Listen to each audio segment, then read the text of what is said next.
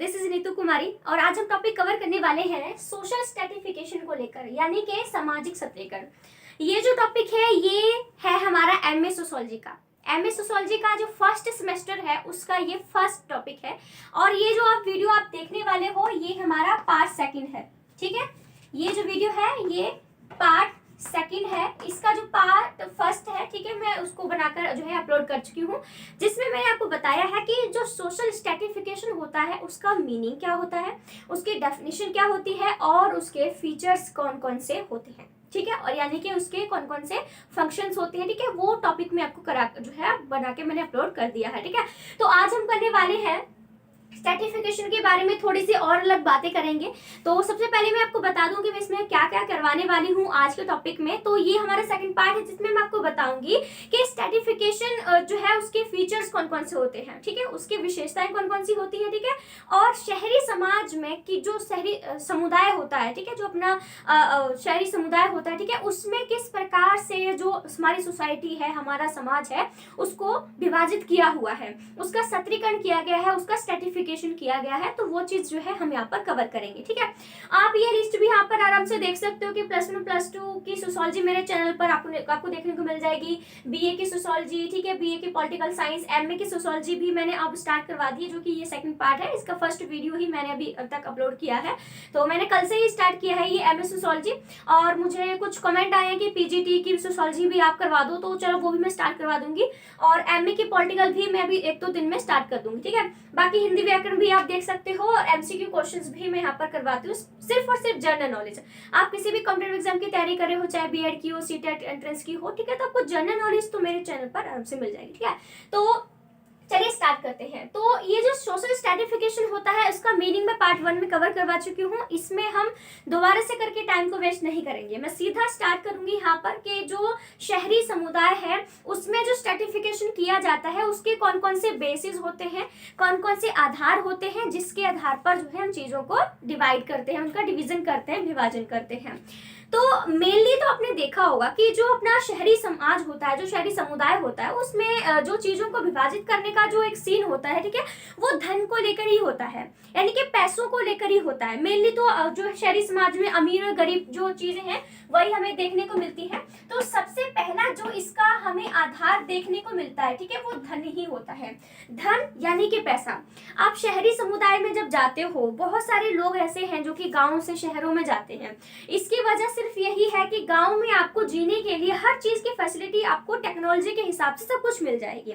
ऐसा नहीं कि गांव में आपको कोई चीज मिल नहीं रही है, शहरी समाज में उससे बेहतर मिल जाती है, आपको ये कह सकते हैं, क्योंकि वहां पर आपको ऑक्यूपेशन के बहुत सारे ऑप्शन मिल जाते हैं, बहुत सारे आपको नौकरियों के चांसेस होते हैं। अब जैसे ग्रामीण समुदाय की हम बात करते हैं तो वहां पर जो कास्ट सिस्टम होता है उसको ज्यादा ही तवज्जो दिया जाता है, वो क्योंकि इसमें डिसाइड कर दिया गया है कास्ट सिस्टम में कि तुम जिस कास्ट से बिलोंग करते हो आपको सिर्फ वही काम करना है, चाहे आपके अंदर कितनी भी जो है वो क्षमता क्यों ना हो किसी और काम को करने की, लेकिन आप वो काम नहीं कर सकते हो जस्ट बिकॉज आपकी जो कास्ट है वो नीची जाति की है, तो आपको नीचे जो काम है वही आपको करने पड़ेंगे। लेकिन जब शहरों में जाते हो तो शहरी समाज की सबसे अच्छी विशेषता यही है कि वहां पर जब काम करने के लिए जाते हो, काम मांगने के लिए जाते हो, तो कोई भी आपसे आपकी कास्ट नहीं पूछता है, आपका धर्म नहीं पूछता है, कुछ भी नहीं पूछता है। बस आपसे ये चीज जरूर पूछी जाती है कि आप मुझे ये बताओ कि आपकी कैपेसिटी कितनी है, आप कौन सा काम कर सकते हो।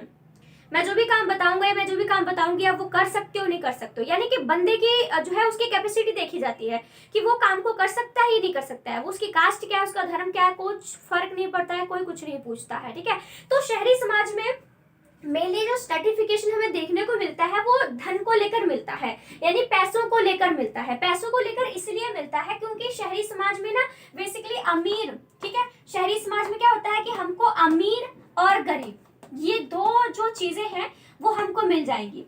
ठीक है, अमीर और गरीब ये हमारे पैसे के आधार पर स्ट्रेटिफिकेशन जो होता है हमें देखने को मिलता है शहरी समाज में। क्योंकि आप देखोगे शहरों में बड़ी बड़ी बिल्डिंग्स होती हैं, काफी कुछ होता है, लेकिन वहां पर भी आपने कुछ ऐसी एरिया भी देखे होंगे जिनको हम स्लम्स एरिया कहते हैं। जहाँ बहुत सारे झोपड़पट्टियों में लोग रहते हैं, फैसिलिटी कुछ भी अच्छी नहीं होती है, खाने पीने की स्वास्थ्य सुविधाएं नहीं होती है, कुछ भी इनके पास नहीं होता है, ठीक है। ज़्यादातर अच्छी सिचुएशन में वो लोग नहीं रहते हैं, तो वो कौन होते हैं? ऑफ कोर्स वो गरीब होते हैं। अब मैं अमीर लोगों की बात करूँ, अमीर लोग जो बड़ी बड़ी बिल्डिंगों में 56 भोग करते हैं, बहुत ही ऐशो आराम की जिंदगी जीते हैं, तो ये सब चीजें जो है आपको जो है शहरी समाज में मिल जाएंगी। देखो ग्रामीण समाज में भी ये चीज है कि बहुत सारे लोग गरीब हैं, बहुत सारे अमीर हैं, लेकिन इतना भी हमको स्ट्रेटिफिकेशन देखने को नहीं मिलता है। मोस्ट ऑफ आप एक गांव में जाके देखोगे तो वहां पर कुछ आपसे 1-2 गुना ही लोग अमीर होंगे, क्योंकि ज्यादा भी अमीर नहीं होते हैं। बाकी सारे काम वही करते हैं, किसानी का काम करते हैं, ठीक है। खेती बाड़ी उनका मेन पर्पस होता है। गाँव में जो लोग काम करते हैं मेन उनका कृषि ही होता है, ठीक है। तो जो हमारा शहरी समुदाय है उसमें स्ट्रेटिफिकेशन करने का जो पहला बेस आ जाता है, जो पहला आधार आ जाता है, वो हमारा धन ही है, यानी कि पैसा ही है। अब इसके अलावा भी बहुत सारे ऐसे बेसिस हैं जिनके आधार पर जो है हम समाज को विभाजित करते हैं, अलग अलग वर्गों में अलग अलग स्ट्रेटिफिकेशन उनकी करते हैं। जैसे कि हम और मैं 1-2 एग्जाम्पल की बात करूं तो ठीक है, रंग को लेकर किया जाता है, ठीक है। आपकी जो योग्यता है, ठीक है, आपकी जो कैपेसिटी है उसको लेकर जो है वो ये स्ट्रेटिफिकेशन हमें देखने को मिलता है। अब आपने इसमें नेगेटिव वे नहीं ढूंढना है, आपको कोई नेगेटिव जो थिंकिंग है वो आपको नहीं देखनी है, ठीक है। नेगेटिव थिंकिंग तो आप पूरी तरह से ही जो है वो आपको निकालनी है, ठीक है। जस्ट एक पॉजिटिव थिंकिंग के बेस पर आपने जो है वो देखना है। जैसे कुछ लोग जन्म के आधार पर भी जो है हमारा करते हैं, कुछ लोग धर्म के आधार पर भी जो है वो हमें जो हमारा स्ट्रेटिफिकेशन है वो देखने को मिल जाता है। कई बार हमें लिंग के आधार पर भी स्ट्रेटिफिकेशन देखने को मिल जाता है। कई बार हमें एजुकेशन यानी शिक्षा को लेकर भी स्ट्रेटिफिकेशन सोसाइटी में देखने को मिल जाता है। अभी तक हमने जितना भी चीजों को पढ़ा है, जितना भी समझा है, उसमें हमारे दिमाग में बस यही चीज डाल दी गई है कि जो स्ट्रेटिफिकेशन होता है वो आपको जो नेगेटिव वाइब्स ही देता है, यानी नेगेटिव पॉइंट से ही आपने सोचना है। लेकिन इतना भी नहीं है कि आपको नेगेटिव पॉइंट में सोचना है, आपको उसको जस्ट सोचना है, ना नेगेटिव सोचना है और ना जस्ट पॉजिटिव सोचना है, ठीक है। आपको बस इस तरह से चलना है कि आपको बस बताना है कि ये भी कुछ आधार हैं जिनके आधार पर जो है हम उनको बांटते हैं समाज को, ठीक है। धन के आधार पर तो आपको समझ में आ गया होगा, ठीक है। अब हम बात करते हैं रंग। हमारी सोसाइटी में जो है रंग के आधार पर भी तो हमें स्ट्रेटिफिकेशन देखने को मिलता है। कोई ज्यादा गोरा होता है, कोई बिल्कुल ही काला होता है, ठीक है। योग्यता की बात करें, कुछ ऐसे लोग होते हैं जो बहुत ही होता है ना, कुछ लोग तो गिफ्टेड होते हैं, उनका माइंड बहुत तेज चलता है, वो कुछ ये भी काम फटाफट कर लेते हैं, कुछ मल्टी टैलेंटेड होते हैं, उनको उनके अंदर बायोलॉजिकल ही चीज कई बार आ जाती है। और कई बार लोग ऐसे होते हैं कि उनके अंदर सीखने की ज्यादा तलब होती है कि मुझे ये भी काम आना चाहिए, मुझे ये भी काम आना चाहिए, वो सीख भी लेते हैं। तो योग्यता के बेस पर भी होता है, ठीक है। ये तो मैंने अच्छे लोग बता दिए। अब कुछ लोग और भी ऐसे हो जाते हैं जो कि पूरे आलसी हैं, कुछ करना ही नहीं चाहते हैं, उनको लगता है कि वो कर सकते हैं लेकिन फिर भी वो करते नहीं है कि नहीं मुझे नहीं करना, वो आलसी होते हैं, बस पड़े रहना उनको वो चीज, ठीक है। तो इसके आधार पर भी हमारे समाज में ऐसे भी लोग मिलते हैं, कुछ ऐसे भी मिलते हैं तो कुछ ऐसे भी मिलते हैं। अब मैं जन्म के आधार पर बात करूं, जन्म में होता है कि हम लोग जन्म स्थान की बात कर लेते हैं कि इसका जन्म इस परिवार में हुआ था, इसका जन्म इस परिवार में हुआ था, तो ये अमीर है, ये गरीब है, तो इसके बेस पर भी हमारे जन्म के आधार पर भी हमारा स्ट्रेटिफिकेशन देखने को मिलता है। अब धर्म की बात करते हो, अब धर्म में आपको कोई विशेष धर्म की बात नहीं करनी है, यहाँ पर याद रखिएगा कि किसी एक धर्म को सुपीरियर बता दिया, किसी निम्न धर्म को बता दिया, नहीं। अब यहाँ पर मैं स्पेशली हिंदू धर्म की बात करूं तो हिंदू धर्म में कास्ट सिस्टम हमें देखने को मिलता है कि जो ब्राह्मण है उन्होंने अपने आप को ऊपर रखा है, जो क्षत्रिय वाले हैं उनको दूसरे नंबर पर रखा है, फिर वैश्यों को रखा है, फिर लास्ट में शूद्र को रखा है। तो ये हमारे हिंदू धर्म में है। यहाँ पे हिंदू, मुस्लिम, सिख, ईसाई जो भी धर्म है उनके बीच में कोई कंपैरिजन नहीं करना है, उनको ऊपर नीचे की श्रेणी में नहीं रखना है। सिर्फ मैंने एक हिंदू धर्म की बात करी है कि हमारे हिंदू धर्म में जाति को लेकर स्ट्रेटिफिकेशन किया गया है। अब यहाँ पर हमारे सेक्स को लेकर भी स्ट्रेटिफिकेशन देखने को मिलता है। आदमी और औरत के बीच में डिफरेंस करते हैं, ठीक है। तो उनकी कैपेसिटी को लेकर भी डिफरेंस करने बैठ जाते हैं कि औरतें हैं तुम यही काम कर सकती हो, तुम ज्यादा भारी भरकम चीजें काम नहीं कर सकते हो। ये तो मेंटेलिटी है, करने का मौका दो ना, सारे सब कुछ कर सकते हैं, ठीक है। फिर अब एजुकेशन की बात करते हैं। हमारे शहरी समाज में कुछ लोग ज्यादा पढ़े लिखे होते हैं, कुछ लोग कम पढ़े लिखे होते हैं, तो काफी सारी आधार हैं जिनके बेसिस पर हमारे समाज में जो हमारा जो सोसाइटी, हमारा जो समाज है वो पूरी तरह से बटा हुआ है, ठीक है। तो ये कुछ चीजें हो जाती हैं। अब ये मैं यहाँ पर नेक्स्ट जो चीज स्टार्ट करने वाली हूँ वो हम करेंगे इसके फीचर्स के बारे में कि ये जो अपना स्ट्रेटिफिकेशन है, ठीक है, जो सत्रीकरण है उसके कौन कौन से विशेषताएं आ जाती हैं, कौन कौन से फीचर्स हैं, ठीक है। पता है क्या, मैं इन जो वीडियो है उनको पार्ट्स में इसलिए डिवाइड कर रही हूँ क्योंकि एक ही वीडियो अगर 2-3 घंटे की बना देते हैं ना तो कोई भी उसको सुनता नहीं है, क्योंकि ज्यादा बड़ी वीडियो हो जाती है। तो आपको भी पता है कि एक जो ह्यूमन होता है ना, जो बच्चा होता है मान लो, ठीक है, तो उसकी 35 से 40 तक ही एक रेंज होती है कि वो उतने टाइम तक ही किसी भी चीज पर ध्यान दे सकता है। इसीलिए हमारे जो लेक्चर्स होते हैं वो भी 35 से इतने ही होते हैं। बस हम लेक्चर जो हमारे हो जाते हैं, जैसे हम कॉलेज में चले जाते हैं वहां पर अपने 2-3 घंटों के हो जाते हैं, क्योंकि हम भी तो बड़े हो जाते हैं ना। लेकिन बच्चों की जो ध्यान देने की जो कैपेसिटी होती है वो 30 से 35 या फिर अपनी 35 से 40 ही होती है, उससे ज्यादा नहीं होती है। इसलिए बच्चों को उतने ही रेंज तक पढ़ाना चाहिए, किसी के साथ जबरदस्ती ना करो। जैसे हम ट्यूशन भी 2-2 घंटे का ट्यूशन रखते हैं, तो उसमें भी अगर आपने 35 मिनट तक बच्चे को पढ़ा दिया है तो फिर उसके बाद कम से कम 5 मिनट का ब्रेक उसको दो, फिर जाके नेक्स्ट चीज स्टार्ट करो। ऐसा नहीं कि 2 घंटे ट्यूशन है तो 2 घंटे में आपने उसको बच्चे को काम ही करवाते रहना है, ऐसा नहीं होना चाहिए, ठीक है। अब मैं स्ट्रैटिफिकेशन के फीचर्स की बात करती हूँ, इसकी विशेषताओं की बात करती हूँ। तो पहला जो इसकी विशेषता आ जाती है ना वो है असमानता। असमानता यानी कि इनइक्वालिटी की बात करते हैं। ये जो स्ट्रैटिफिकेशन है इसकी पहली विशेषता ये होनी भी चाहिए कि इसमें क्या होता है, अपना इनइक्वालिटी देखने को मिलती है, असमानता देखने को मिलती है। अब इसकी वजह आपको भी पता है कि जब हमारे समाज में हमारे समाज का विभाजन किया जा रहा है, किसी को ऊपर रखा जा रहा है, किसी को नीचे रखा जा रहा है, तो वहां पर एक हम डिफरेंस मत करना, हम यहाँ पर असमानता की बात कर रहे हैं कि किसी को ऊपर रख रहे हो, किसी को नीचे रख रहे हो, तो वो चीज एक गलत हो जाती है। एक ऐसा समाज, आप मुझे कोई ऐसा समाज बता दो जहां पर सबको प्रॉपर ही रखा जाता हो, किसी को ऊंचा नीचे का जो पद होता है, स्टेटस होता है, उसमें नहीं रखा जाता। ऐसा कोई भी सोसाइटी में मिलेगी ही नहीं। हर सोसाइटी में हमको कोई ना कोई ऊंचा वर्ग मिल ही जाता है और कोई ना कोई उसी समाज में नीचा वर्ग भी हमें देखने को मिल ही जाता है, ठीक है। तो स्ट्रैटिफिकेशन की पहली विशेषता यही है कि स्ट्रैटिफिकेशन में हमें असमानता देखने को मिलती है, इनइक्वालिटी देखने को मिलती है, क्योंकि इसमें एक वर्ग जो होता है उसको ऊंचे स्टेटस दिया जाता है और एक ऐसा भी वर्ग होता है जिसको निम्न स्टेटस दिया जाता है। जैसे मैंने भी बताया कि हमारे हिंदू समाज में जो कास्ट सिस्टम है उसमें भी 4 वर्गीकरण किए गए हैं। तो जो शूद्र है उनको बिल्कुल निम्न स्थिति में रखा है, जो ब्राह्मण है उनको बहुत ही ऊंची स्थिति में रखा है, ठीक है। तो ये ऑफकोर्स जो शूद्र है उनको बिल्कुल अच्छा नहीं लगेगा, उनके साथ व्यवहार किया जाता है, गंदा व्यवहार किया जाता है, मरे हुए पशुओं को उठवाया जाता है, ठीक है। तो काफी कुछ चीजें उन्हें फेस करनी पड़ती हैं, तो ऑफकोर्स वो उन्हें नहीं पसंद है, ठीक है। पर ये तो सच है कि उसमें इनइक्वालिटी तो होती है, उनके साथ असमानता तो हो ही रही है ना, कि नहीं जी मेरे साथ भेदभाव किया जा रहा है और उनके साथ अच्छा जो है वो पूरी तरह से किया जा रहा है, ठीक है। ये इसका पहला फीचर हो गया, ठीक है। अब दूसरे फीचर की हम लोग बात करते हैं तो वो आ जाता है प्रेरणा। प्रेरणा, ठीक है। जो सत्रीकरण है उसका जो दूसरा फीचर आता है वो मोटिवेशन आता है, यानी प्रेरणा की हम लोग बात करते हैं, ठीक है। यहाँ पर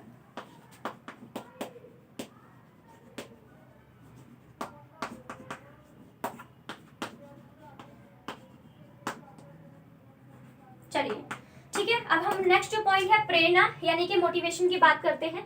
ये जो सर्टिफिकेशन होता है उसमें हमें प्रेरणा भी मिलती है, ठीक है, हमको मोटिवेशन भी मिलता है। अब मोटिवेशन क्यों मिलता है?